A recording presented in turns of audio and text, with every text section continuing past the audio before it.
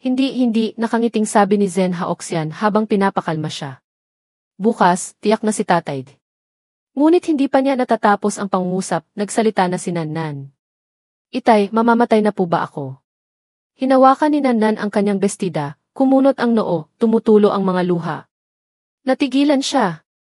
Pagkatapos, galit na sumigaw si Zen Haoxian, huwag kang maniwala sa mga walang kwentang salita na iyon. May kaunting sakit ka lang. Tiyak na pagagalingin ka ni tatay. Namutla si Nannan. Ang puso ko mayroon itong pambihirang sakit hindi na magagamot. Nanlaki ang mga mata ni Zen Haoxian. Sino-sino ang nagsabi sa iyo niyan? Ang doktor ay bahagya lang akong kinausap paano. Napaisip siya ng husto. Malungkot na nagsalita si Nannan, dati, pinag-usapan ito ni tatay at nanay. Huminto saglit si Nannan. Nanay, bago niya ako iwan noong gabing iyon, nagluto rin si nanay ng hita ng manok na kanin. Ang mga salitang binitiwan ng bata ay tila ikinawala ng diwa ni Zen Haoxian. Natulala siya. Nandan sa mundo mayroong isang diwata. Lumingon ang bata para pakinggan siya. Ngunit kaya niyang ibigay ang lahat ng kalusugan, kasiyahan at kagandahan sa mga batang matatapang. Ngayon, pinili na ng diwatang iyon si Nannan. Talaga po, sabik na tanong ni Nannan. Anong klaseng diwata po iyon? Sabihin niyo na po, itay. Kasabay nito, sa madilim na sulok, may isang anino rin ang nakatingin sa direksyong ito. Si Three Harmony Great Deity Zen Haoxian, habang ipinapakita ang kanyang mga kalamnan, ay ngumiti at nagsabi, tiyak na tutulungan niya si Nannan. Bumuntong hininga si Liuli, nabawasan na ang kanyang pag-aalala. Isang kalansing ang narinig sa hagdanan. Pinihit ni Miss Kong manhe ang doorknob at pumasok. Ang mga bata sa klase ay medyo nagulat, nakatingin sa kanya. Biglang, isang sabay-sabay na waa ang umalingaw-ngaw na ikinagulat ni Miss Kong. Isang bata ang nagsalita, Miss Kong. Bakit po kayo bumata ng ganyan? Nagpa-plastic surgery po ba kayo? Nataranta si Kong Manhe sa tanong ng bata, nautal na sumagot, ano nang pinagsasabi mo? Buklatin niyo ang textbook sa pahina 16 na. Tila nalilito siya at nag-isip, hindi pa lubusang na ibabalik ang dating anyo bakit? Opo. Sunod-sunod na nag-usap-usap ang ilang boses mula sa mga bata. Opo. Opo. Pakiramdam ko po mas bata kayo kaysa sa lola ko. Miss, nagpa-facelift po ba kayo? Patuloy pa rin ang mga bata sa pagtatanong ng mga walang kwentang tanong. Sabi po ng nanay ko, nakakabata raw ang pagkain ng carrots. Sumagot naman ang isa pa, ha? Sabi naman po ng nanay ko, spinach daw. May isa pang boses na nagsalita, Miss, gusto ko pong umihi. Ang sunod-sunod na mga salita ay hindi alam ni Kong Manhe kung paano haharapin. Patuloy pa rin ang usap-usapan. Siguradong kumain ka ng devil fruit. Ang kinis. Sabi ng tatay ko, hindi mapagkakatiwalaan ang magagandang babae. Gusto mo bang kumita ng pera ngayong gabi? Lalong umingay ang silid-aralan na naging dahilan upang lumitaw ang mga ugat sa noo ni Miss Kong na parang isang senyales na malapit ng sumabog.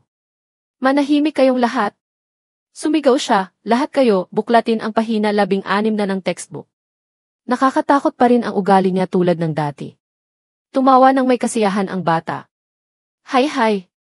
Tama. Liu Dachang, gawin mo ang unang bahagi.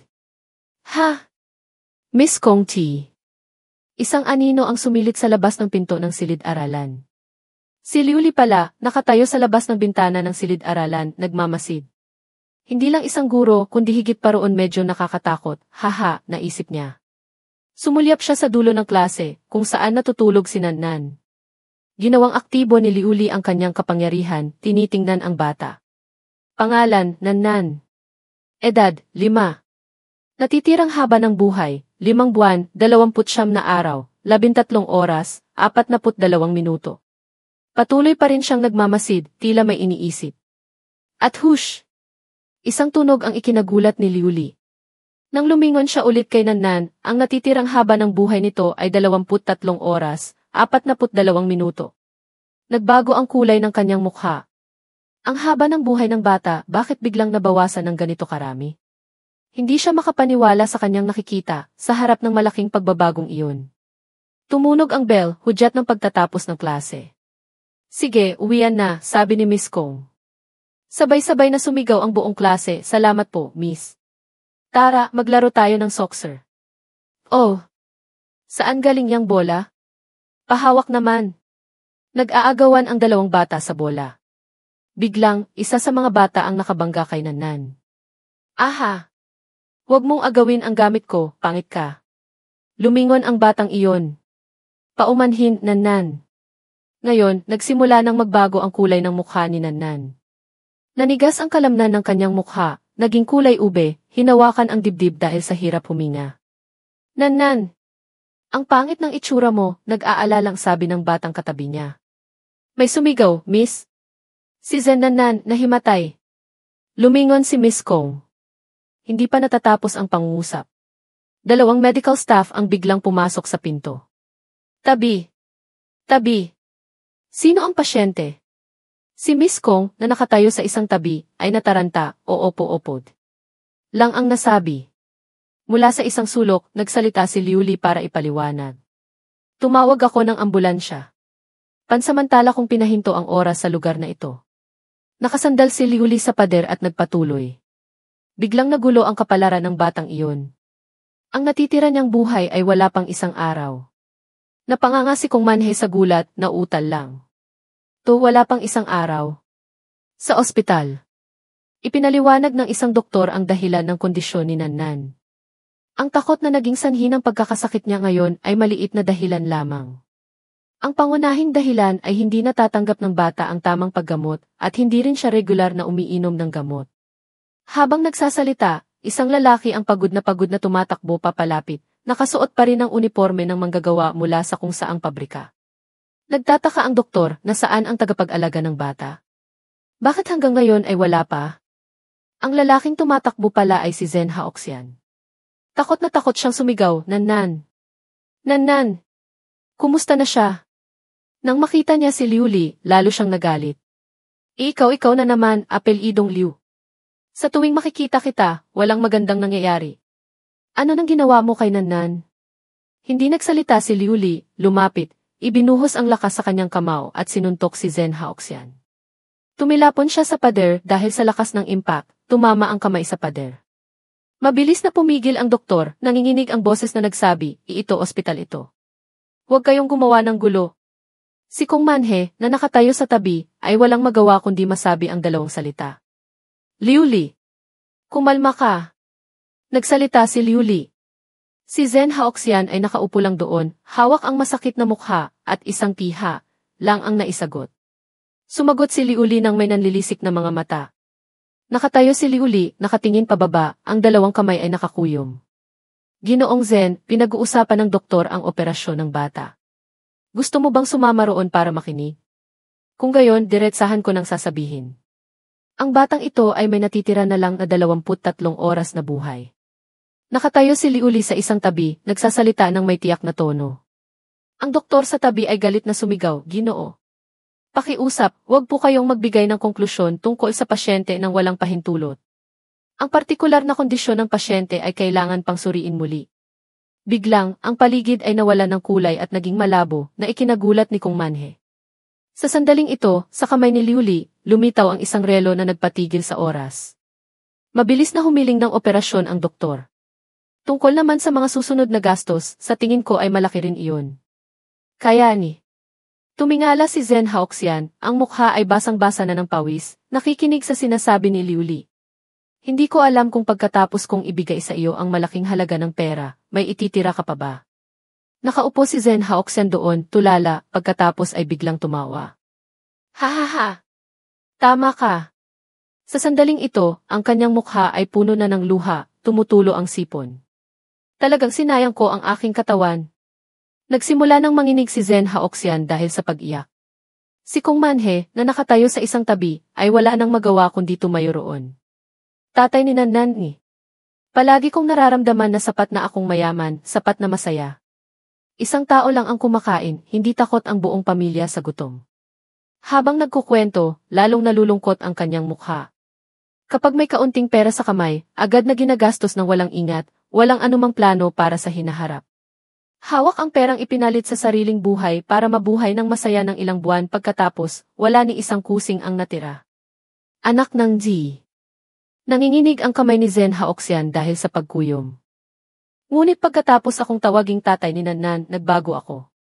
Talagang nagbago ako. Si Zen Haoxian, habang nagkukwento, ay tinatakpan ang mukha ng kamay para pigilan ang emosyon. Ngunit huli na ang lahat. Nagingit-ngit ang kanyang mga ngipin sa galit dahil sa sariling kawalan ng kakayahan. Nang makitang lumalala ang sakit ng bata, wala akong magawa. Sumigaw si Zen Haoxian, ipinapakita ang kanyang kawalan ng magawa. Nakatayo lang si Liuli doon, hindi nagsasalita. Ngunit sa totoo lang minulat niya ang kanyang mga mata. Hindi naman sa wala kang ibang mapupuntahan. Si Liuli, habang nagsasalita, ay nagbigay ng senyas gamit ang kamay. Sa katunayan, wala akong pakialam kung hihiram ka sa akin ng pera para iligtas ka. Ngunit kailangan mo ring maintindihan ang aking kabutihang loob. Nanlaki ang mga mata ni Zen Haoxian nang marinig ang sinabi niya. Siyempre, hindi libre. Naintindihan niya ang ibig sabihin ni Liuli. Gusto mo pa rin akong Isang tusong ngiti ang sumilay sa labi ni Liuli. Handa ka bang isuko ang iyong oras para ipagpalit sa pera? O aasa ka sa mabibigat na trabaho para kumita ng malaking halagang ito? Ikaw ang pumili, hindi kita pipilitin. Nakakrus ang braso ni Liuli. Ngunit hindi mo rin kailangang makaramdam ng matinding pressure sa isip. Naiintindihan ko rin ang sitwasyon mo.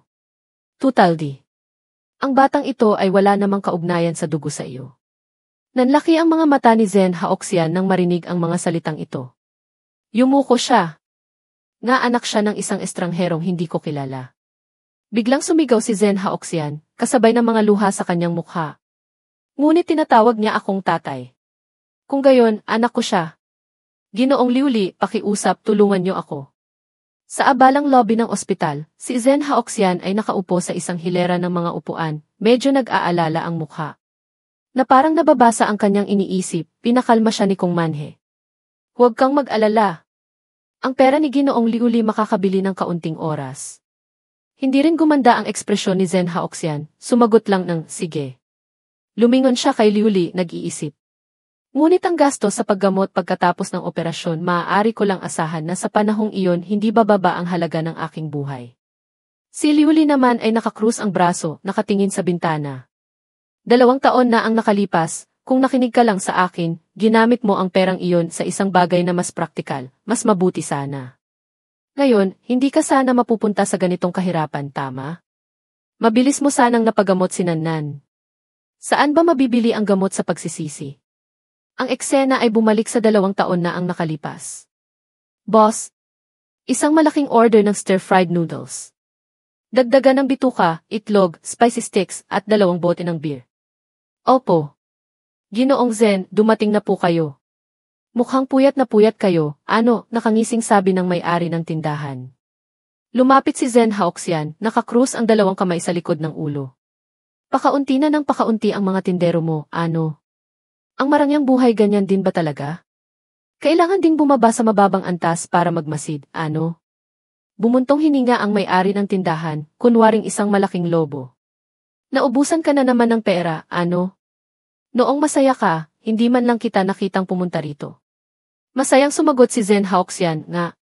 Nagkukunwari akong mayaman, ikaw naman nagkukunwaring bulag, bagay na bagay. Huwag ka ng maraming satsat, ipagluto mo na ako. Isang tunog ang nakakuha ng kanyang pansin. Anak ng. Ang munting dambana mo, mataba, sa wakas ay may customer na dumating.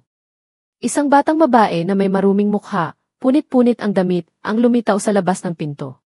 Sa maliit at sira-sirang kainan, sa harap ni Zen Haoxian ay isang pulubing bata na marumi ang damit, magulo ang buhok. Tahimik na nakaupo ang bata, nakayuko, hindi nagsasalita. Nagtatakang nag-isip si Zen Haoxian, ano nang ginagawa nito? Bigla na lang umupo rito. Nauna siyang nagsalita, hoy, bata. Ngunit hindi pa niya natatapos ang pangusap, nagsalita na ang bata. Tiyo, gutom na po ako. Natulala si Zen Haoxian. Pagkatapos ay sumigaw siya, ano nang pakialam ko? Magkakilala ba tayo? Sa ganitong mga pagkakataon, dapat hanapin mo ang mga magulang mo. Biglang, isang plato ng hamburger na may kasamang French fries ang inilagay sa mesa. Mabait na ipinaliwanag ng may-ari ng tindahan na may isang mata lang, ang batang ito ay nagsimulang magpagala-gala sa kalye noong nakaraang linggo.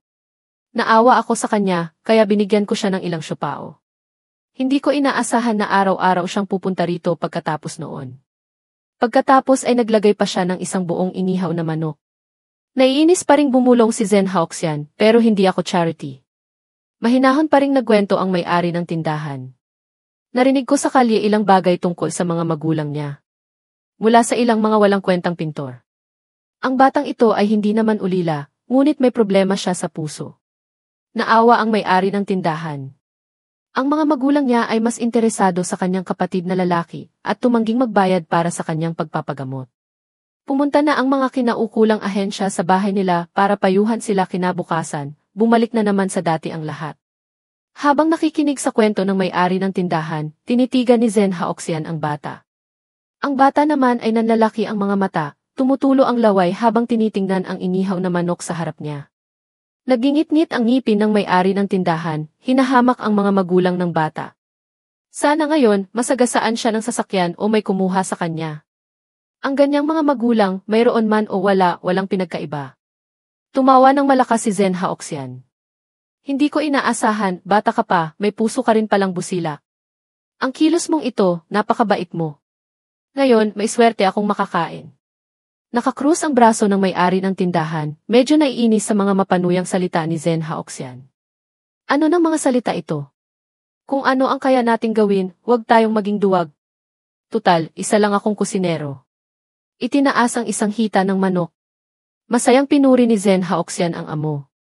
Napakagaling. Kung gayon, hindi na ako magpapakakimi pa. Dalhan mo ako ng 2 bote ng alak. Sumimangot ang may-ari ng tindahan, nakakrus pa rin ang braso sa isang tabi, mahinang nag-anunsyo ng bayarin. Lahat-lahat, 128. Bayaran mo muna. Habang masaya pa, nang marinig ito ni Zen Haoxian, agad siyang nabigla, nabulunan sa laway. Habang pinupunasan ang bibig, naiinis siyang sumigaw, anak ng. Ako ang nagbayad? Hindi ba't ako ang umorder? Agad na nagpakita ng nananakot na mukha ang may-ari ng tindahan na may isang mata lang. Lahat ng iyan ay nasa mesa na. Subukan mong tumakas sa bayarin. Sumigaw si Zen Haoxian, hayop ka. Ninanakawan mo ako ng harap-harapan. Bawas-bawasan mo ang satsat. Magbayad ka. Ang sigaw niya ay umalinggaw sa buong eskinita ng mga squatter. Ese! Pagkatapos kumain, habang naglalakad sa maliit na eskinita, naiinis pa rin si Zen Haoxian. Ese! Ang perang gagamitin sana sa internet ng ilang araw, ubos na. Walang hiya. Kung hindi lang ako natatalo sa kanya, matagal ko na siyang pinatay. Ha! Bigla siyang nagulat at lumingon sa likuran. Nakita niya ang kaawa-awang bata kanina sa kainan.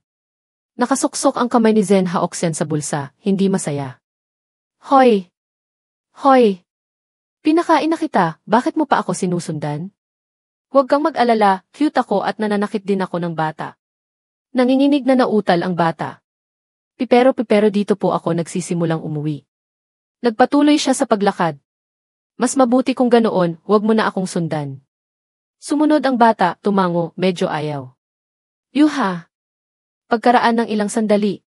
Nakatayo sa pinto ng internet cave, nag-inat si Zen Haoxian, na pabuntong hininga. Ang galing ng tama na to. Maliligo ako at magpapamasahe ng kaunti. Haha! Isa na namang perpektong araw. Akmang sisindihan na ang sigarilyo nang makarinig siya ng sigawan sa kalapit na eskinita. Ano ba talaga ang ginawa mo? Sabihin mo. Sinadya mo bang galitin ako, ha? Isang babaeng nakasuot ng pink na polo shirt, maayos na nakasuksok sa maong na pantalon, ang mahigpit na humahawak sa balikat ng isang batang marumi ang damit. Anong ninakaw mo sa labas? Nautal ang bata. O wala po isang tiyot. Hindi pa natatapos ang salita, sumigaw na ang babae. Nagsisinungaling ka. Halata namang hindi mo pa napupunasan ang bibig mo. Si Zen Haoxian, na nakasilip mula sa malayo, ay nakilala ang pulubing bata. Isang mabangis na mukha, sumisigaw ang babae. Hindi ba't sinabi ko na anumang mayroon ka, dapat unahin mo ang kapatid mo? Ang sakit mo, hindi ka na magtatagal. Bakit hindi ka mabuhay ng maayos? Dahil sa'yo, laging nagagalit sa atin ang tatay mo. Biglang, determinadong nagsalita ang bata. Hindi ko siya tatay. At hindi ko rin kapatid ang batang iyon. Nagulat ang babae, nakatitig sa kanya. Bang! Sinampal niya ang bata, na naging dahilan upang matumba ito sa lupa. Kasabay nito, isang mukhang demonyo ang lumitaw sa kanyang mukha. Malamig siyang tumingin sa bata. Ang tono ng pananalita mo parang siya talaga ang nanganak sa'yo. Nagsisisi ako. Hindi na nakatiis, lumabas si Zen Haoxian at pinagalitan ang babae. Manahimik ka, walang hiya. Sa langit at lupa, bakit may ganitong klaseng ina? Ang puso mo, pinunit na ba ng asong kalye, ha? Nang masigawan na parang binuhusan ng tubig, lumingon siya, galit na galit. Ikaw sino ka? Ano nang pakialam mo sa problema ng pamilya namin? Ang batang nakaupo sa lupa ay umiiyak. Tio, isang tingin na parang gustong manakit. Nagbingit-ngit ang ngipin ni Zen Haoxian. Sa tingin mo, gusto kong pakialaman ang problema ng pamilya mo. Ang mabahong mga salita lang na lumalabas sa bibig mo nakikita na ng buong kalye. Ikaw, Li. Matigas ang liig niya. Ikaw na walang hiya. Wala kang alam. Hindi rin nagpatalo si Zen Haoxian. Malinaw kong nakita. Isa kang basura. Para lang makuha ang loob ng kalaguyo mo, itinatapon mo ang sarili mong anak. Tinamaan siya sa sinabi. Natigilan siya, nautal lang. Ikaw, Li. Nagpatuloy siya sa pagmumura. Ano ang ikaw? Isa ka lang tanga. May kakayahang manganak, pero walang kakayahang mag-alaga. Dapat maglabas ng batas ang bansa natin, lahat ng magulang na tulad mo ay dapat patayin. Ang ganyang klaseng tao ang mabuhay ay pag-aaksaya lang ng yaman. Nang marinig ito, sumigaw siya. Ikaw ang matuwid. Ikaw ang mabuting tao. Kung may tapang ka, ikaw ang mag-alaga sa batang ito na may sakit. Hinampas ni Zen Haoxian ang kanyang dibdib, nagyayabang. Mag-alaga kung mag-alaga. Marami akong pera ngayon, matanda. Ngunit dahil sa mga salitang binitiwan niya sa gitna ng pag-aaway na iyon, maraming bagay ang nagbago. Anak ng lahat ito ay kagagawa ng demonyo para magsimula ang lahat. Pagbalik sa kasalukuyan, sa labas ng klinika ng ospital. Nagtanong muli si Kong Manhe kay Zen Haoxian. Kaya ganoon lang kadali ibinigay sa iyo ng nanay ng bata ang sarili niyang anak. Nakakrus ang braso ni Liuli sa tabi, malalim ang iniisip. Nakaupo si Zen Haoxian sa hilera ng mga upuan, nakasandal ang siko sa hita, malungkot. Umaasa lang sila na maitatapon na nila ang pabigat. May mga taong gastador na tulad ko na tumutulong sa kanila na alagaan ang anak nila. Nakakatawa. Nang marinig ito, nagtanong muli si Liuli. Kaya nagsisisi ka rin dahil nagmadali kang kunin ang batang ito. Ngumiti si Zen Haoxian.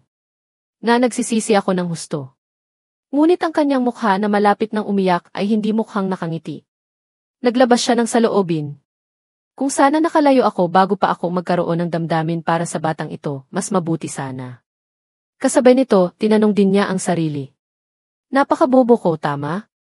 Nag-isip saglit si Liuli, pagkatapos ay suminghal, tumalikod at sumagot, hindi matalino. Kinuyom ang dalawang kamay. Si Zen Haoxian, na may malungkot na boses, ay ikinuwento ang kanyang nararamdaman noong inampun niya ang bata. Noong nagsisimula pa lang pakiramdam ko, buong katawan ko ay gustong sumuko. Hindi ako makapag-internet. Kumunot din ang noo ni Kong Manhe, nagpapakita ng pakikiramay, dahil naiintindihan niya na mahirap na ang mag-alaga ng anak ng mag-isa, lalo na para sa isang binatang nag-aalaga ng maliit na batang babae. Nagpatuloy siya.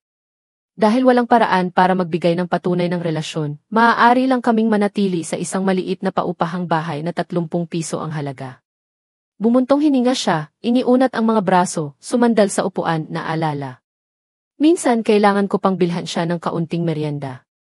Naaalala ko pa ang nanlilisik na tingin ang tindero ng ice cream, noong nagbabayad ako pangunahin, hindi ko rin alam na ganoon pala kamahal. Nag-aalang ang nagtanong si Liuli, hindi mo ba naisip na sumuko? Natulala si Zen Haoxian, sumagot. Naisip ko higit sa isang beses, naisip kong ibigay siya sa istasyon ng pulis, hanggang sa isang beses, tinanong ako ni Nannan. Sinabi niya, tumingala habang inaalala ang alaalang iyon.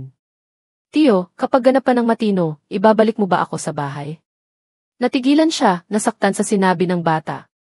Isang mapanuring tingin mula kay Liuli. Ang pagbabago mo, labis akong nagulat. Kalmadong nagsalita si Zen Haoxian, isang pangungusap na ikinatigil ni Liuli. Kapag nagkaanak ka na, maiintindihan mo. Yumuko siya. Kailangan ko ring tanggapin ang katotohanan, ngunit sa kabilang banda ang gastos sa operasyon ngayon, kahit anong mangyari, hindi ko kayang bayaran. Pagkatapos ay biglang tumingala, nakangiti. Gamitin na lang natin itong lumpong buhay na ito para magbayad. Nagulat siya sa desisyon nito. Itinulak ni Liuli ang kanyang salamin pagkatapos ay pumayag. CJ. Si Kong Manhe sa isang tabi ay nagulat. Hoy! Liuli! Hindi kaya talagang Pinutol niya ang sinasabi ni Kong Manhe. Narinig mo rin, hindi ba? Siya mismo ang nag-alok ng transaksyon. Kasabay nito, sa kanyang kamay, lumitaw ang isang gintong pocket watch, naglalabas ng gintong liwanag. Tumingin siya ng diretso, matalim ang tingin. Nagsalita si Liuli, wala akong dahilan para tumanggi, tama ba, Ginoong Zen? Biglang tumayo si Zen Haoxian, determinado. Gawin mo na. Handa na ako. Agad na ginamit ni Liuli ang kanyang kapangyarihan para kontrolin ang oras. Tiningnan niya ang impormasyon tungkol sa haba ng buhay ni Zen Haoxian. Pangalan, Zen Haoxian. Edad, 46. Natitirang haba ng buhay, 35 taon, 11 buwan, 4 na araw, 50 minuto. Pinag-isipan niya, kinakalkula batay sa kanyang kita at pagsunod sa mga patakaran. Sa madaling salita, dapat kong kunin sa iyo 5 taon, walang problema, tama? Sumagot si Zen Haoxian, pakiusap, gawin mo na. Sa sandaling ito, si Zen Haoxian ay lumulutang sa harap niya. Nag-alok si Liuli na bigyan siya ng isang espesyal na pabor. Nga pala ngayon, gusto mo bang tingnan ng kaunti ang natitira mong buhay? Ngumiti si Zen Haoxian nang nakangisi. Mas mabuti pang hindi na. Ang mga salitang lalabas sa bibig mo may inis lang sinannan. Kuminang ang relo sa kamay ni Liuli, kasabay ng pagbaba ni Zen Haoxian sa lupa. Nagulat siya. Ito tapos na. Walang pakiramdam na nagbagod. Nag-aalala, lumingon siya, nagtatakang nagtanong kay Liuli. Ginoong Liuli, talagang umikli na ba ang buhay ko? Ngunit sa likuran niya, kung saan nakatayo sina Liuli at Kong Manhe, ay walang katao-tao. Inasaan na saan sila? Kasabay nito, sa silid ng ospital kung saan nakahiga si Nannan. Nakasuksok ang kamay ni Liuli sa bulsa, tinitingnan ang kaawa-awang bata sa kama. Napabuntong hininga. Mahirap sabihin ito ba ay kasawian o swerte mo? Huminto saglit, nagpatuloy siya. Ngayon, makipagtransaksyon tayo. Siyempre, hindi makasagot si Nannan. Walang malay pa rin siya pagkatapos ng operasyon, nakapikit ang mga mata, tuyo ang mga labi. Nakatayo si Liuli sa tabi ng kama ni Nannan. Sa sandaling ito, gising na ang bata at nakaupo, tulalang nakatingin sa kanya. Nagsalita ang bata. Kayo po ba yung salamangkero na sinasabi ni tatay? Itinaas ni Liuli ang kanyang salamin, nanunukso. Tama. Ako nga ang tunay na salamangkero. Pagkasabi nito, naglabas siya ng isang bolang kulay ginto, naglalabas ng maningning na gintong liwanag, at sinabi sa bata, tingnan mo, ito ang mahiwagang gamot na makakapagpagaling sa sakit mo. Nakikita mo ba? Tuwang-tuwa ang bata, masayang umiti at nagtanong, ang ganda. Pwede ko po bang hawakan? Isang kamay sa bulsa, ang kabilang kamay ay iniabot ang nagniningning na gintong singsing. Humanga ang bata, lumuhod sa kama, iniunat ang kamay para subukang hawakan. Ngunit nang malapit na niyang mahawakan, biglang lumabas ang tusong buntot ng isang negosyante, si Liuli. Kapag hinawakan mo, kailangan mo ng bilhin. Nagulat ang bata, itinaas ang dalawang kamay na parang sumusuko, habang nagmamadaling nagsasabi, hindi ko pa po nahahawakan. Nang makita ang cute na kilos ni Nannan, tinakpan niya ang bibig, tumatawa ng mahina. Haha! Ang saya! Biglang, huminto siya sa pagtawa at tiningnan ang bata. Umupo si Nannan sa kama, hindi makatingin ng diretsyo, himi na nagsabi, hindi ko po kayang bilhin. Mahal po iyon. Nakakrus ang braso niya, seryosong nagbigay ng kondisyon sa bata. Napakamahal ng bagay na ito. Pwede mong ipabayad sa tatay mo. Natulala si Nannan nang marinig ang sinabi niya at nagtanong muli. Pagkatapos ay iwinagayway niya ang kanyang mga kamay, takot na takot. Hindi na po ako pwedeng gumastos ng pera. Pagkatapos, na parang isang matandang nag-iisip, yumuko siya, sinisisi ang sarili. Lahat ng mayroon ako binili ng bago kong tatay. Hindi ko na po siya pwedeng abalahin pa. Nang marinig ito, hindi niya masyadong naintindihan. Nag-isip, hindi ba tinatawag na siyang tatay? Naisip niya, pagkatapos ay tinanong ang bata. Ang tatay na gumagastos para sa anak na babae, hindi ba't napaka-ordinaryong bagay iyon? Kinagat ni Nannan ang kanyang labi, nag-isip saglit, pagkatapos ay tila mayroon pa ring pinag-aalangan ng sinabi. Ngunit pagkatapos ay determinadong iginiit, ngunit tutal hindi ko naman siya tatay. Isa lang akong batang pinulot. Habang lalong nakikinig si Liuli, lalo niyang nararamdaman na nakakaawa ang bata. Ang batang ito ano kaya ang pinagdaanan niya dati? Ang paraan ng pagsasalita niya hindi talaga angkop sa edad niya. Isang tingin na puno ng lungkot, kumunot ang noo ng bata, nag-aalala. Ang tatay ko marahil inampon lang niya ako dahil sa bugso ng damdamin. Kung hindi ako magiging mabait o kung mararamdaman niyang pabigat ako. Sa sandaling ito, lalong naging putol-putol ang boses ng bata. Maaaring di.